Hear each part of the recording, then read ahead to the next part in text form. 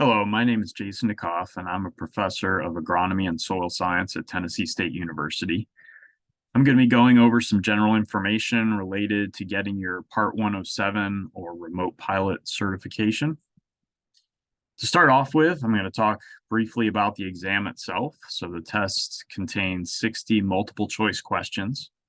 You have to get at least 70% of those questions correct in order to receive your certification. The exam itself has to be taken at an FAA testing facility. So these are normally located around airports, but they can be in other locations. You have to be 16 years old, and the cost for the exam is $175. Now, once you pass the certification exam, you'll receive a card like you see in the slide on the right-hand side, and you'll need to keep that with you whenever you're flying a drone. And then every 2 years, you have to take a free online training in order to keep your certification up to date. Now, some basic FAA regulations that are important to know and that are also on the exam. You can fly at night, but you need to install some anti-collision lights that can be seen for up to 3 miles. The maximum altitude that you can fly is 400 feet. And so this means 400 feet above the ground or above a structure, whether it's a building or whatever. It can be 400 feet above that structure. You have to get air traffic controller authorization whenever you're flying within 5 miles of an airport. And so these are controlled airports, which are classified as Class B through E airspaces. And we'll talk about those in a few slides.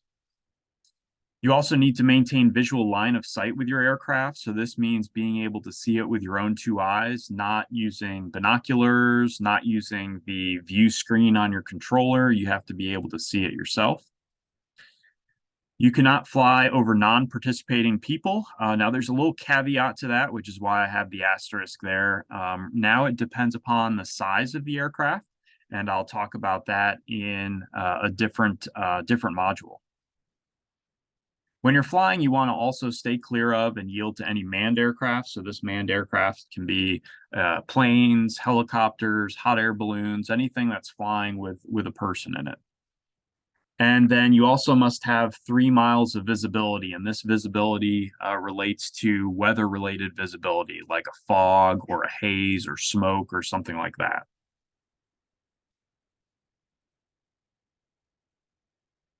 Now, the maximum speed that you can fly with a drone is 100 miles per hour. And this is also classified as 87 knots.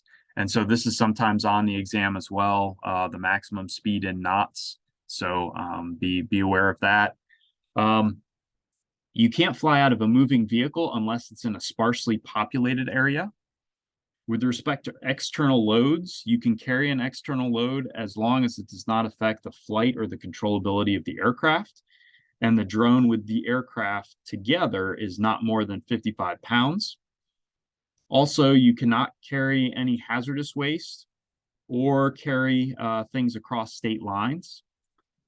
And also, you cannot carry cargo in DC, or the District of Columbia, in Hawaii, or in a US territory without a waiver. And so with waivers, you can request a waiver to most of the regulations, but you must demonstrate the procedure that you will use to ensure as much safety as if the regulation was being adhered to.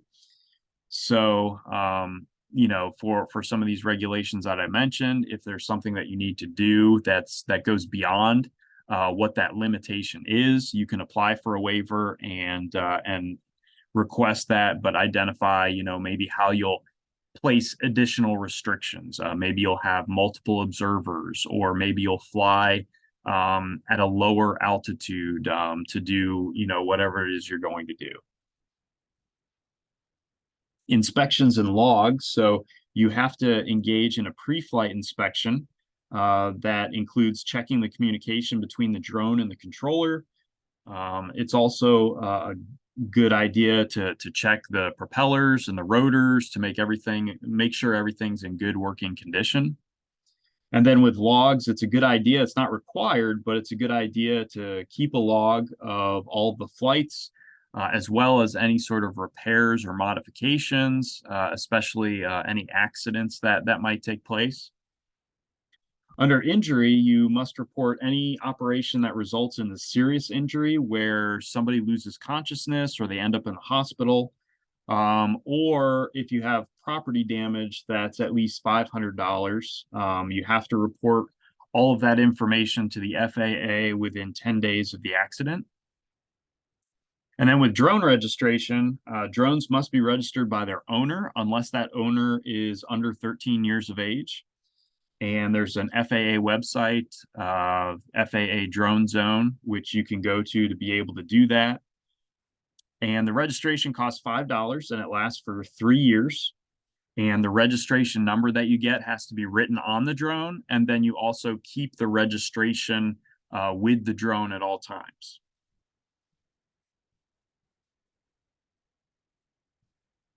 And so with airspace, I mentioned airspace a couple of slides ago. So this is just kind of an example of what our classified airspace looks like. I mentioned class B through E is our controlled airspace. A lot of our major airports are classified with these different letters, and you can see how they differ. Class B is going to be our largest airports. And so you can see the airspace around those controlled airports looks like an inverted wedding cake, where you have a number of different levels of classification. And then we get our Class C, which has 2 levels, our Class D, which is basically a cylinder sort of shape.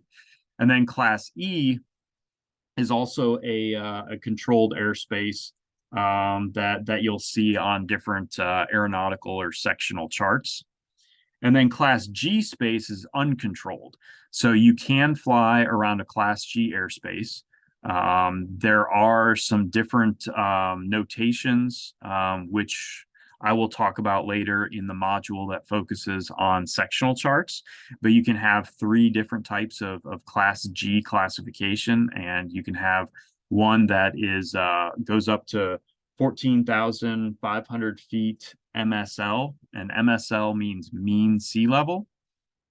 Or you can have some other classifications of Class G, which include Class G going up to,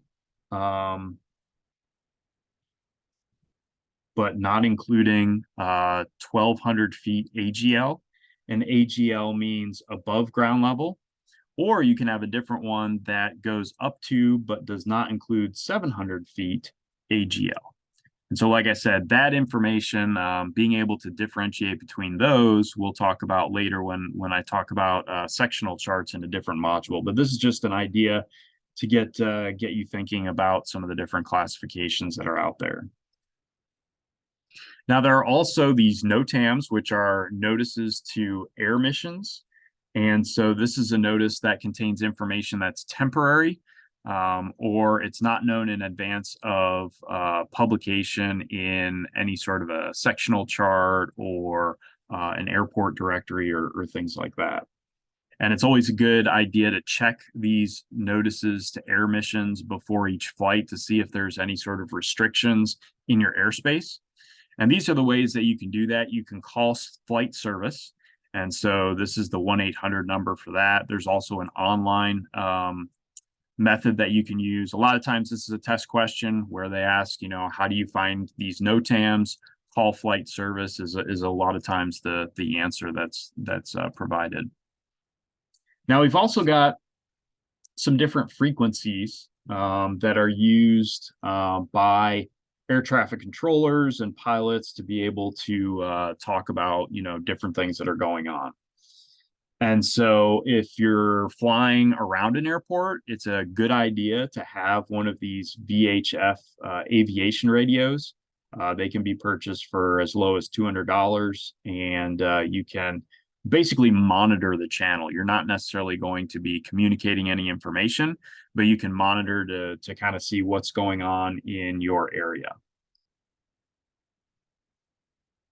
And so there are three different frequencies that I've shown here. The first one is CTAF, and that one is for the control tower. They basically are going to be using that to talk to pilots and vice versa.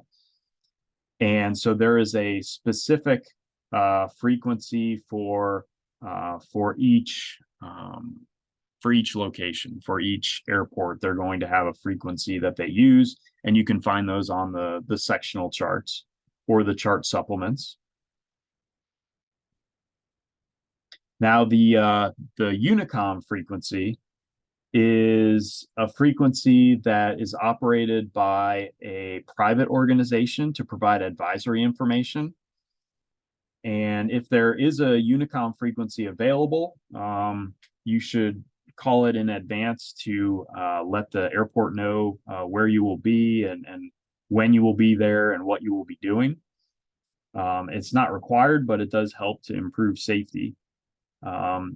Aircraft can use this can use the Unicom frequency to call in to the airport to get this information, to find out advisory type information. And so a lot of these Unicom frequencies may also be available at non-towered airports, so non-controlled airports.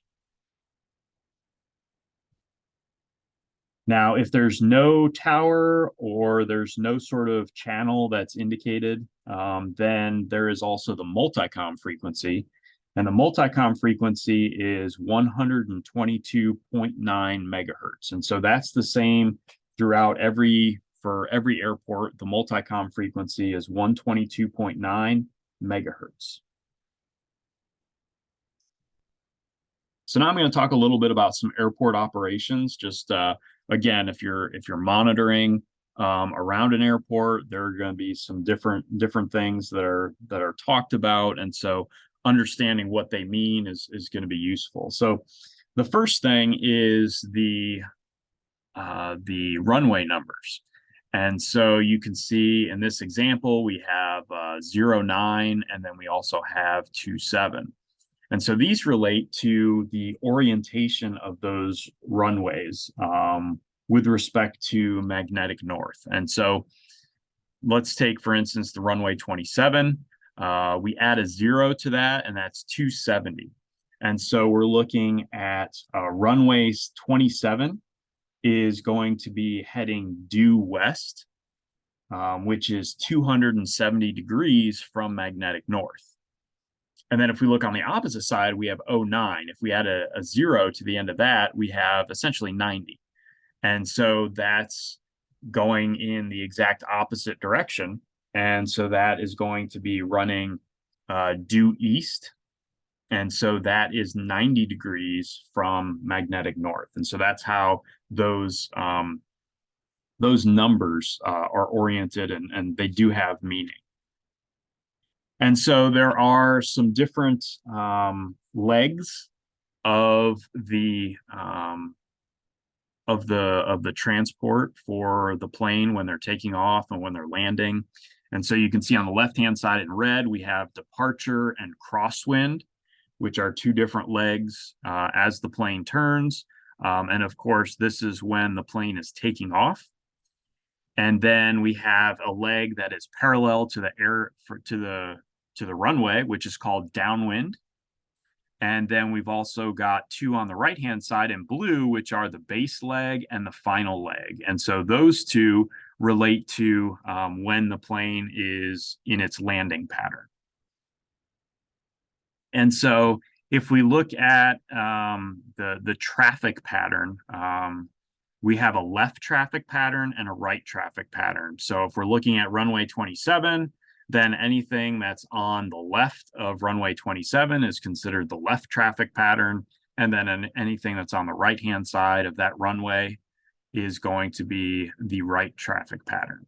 So we'll go through an example of what you might hear on an air, if you're monitoring some of those different frequencies. And so the first one, if this is an airplane that's looking to land. They're going to communicate their information first. So they're going to begin by identifying themselves. And so I'm sorry, they're going to begin by identifying the airport that they're talking to. And so in this case, it's Crossville Memorial Airport. So they're going to start with Crossville Memorial traffic, and then they're going to identify themselves. So they're identifying their airplane, which is a Cessna 123 Bravo Foxtrot, or BF. And in this case, it's entering the pattern midfield left downwind for runway 12. And then it ends with also, again, identifying the airport that it is talking to. In this case, again, Crossville Memorial. So the information in the middle, the midfield left downwind for runway 27. This is if the plane was essentially in the middle of that downwind leg, and it's in the left traffic pattern for runway 27. Now, the next leg, as it continues to approach the runway, it's going to say the same thing. It's going to identify the airport. It's going to identify themselves. And then it's going to identify where they are now. And so in this case, they are making that turn on that base leg. And so they're still in the left traffic pattern. So it's left base, and they're still focused on runway 21. And then, of course, they end it again with the airport that they're talking to. And then the last section here, again, the same information, but it's just identifying the new leg that it has entered, which is the final leg. Okay, and the final leg indicates that this is the plane is landing. And so final for runway 27, it's landing on that runway. So this is all important because some of these legs are going to be potentially in your airspace. As a plane is taking off or it's landing, they're going to be within that airspace that you're flying in. So it's really important to make sure that you understand what those mean and that you're monitoring them appropriately. So that covers the general information related to the Part 107 exam. This is my contact information if folks have questions later on, but look for the next module, which is going to focus a little bit more on some of the functions of the aircraft itself, some of the different types of forces that are present on the aircraft, and we'll continue from there.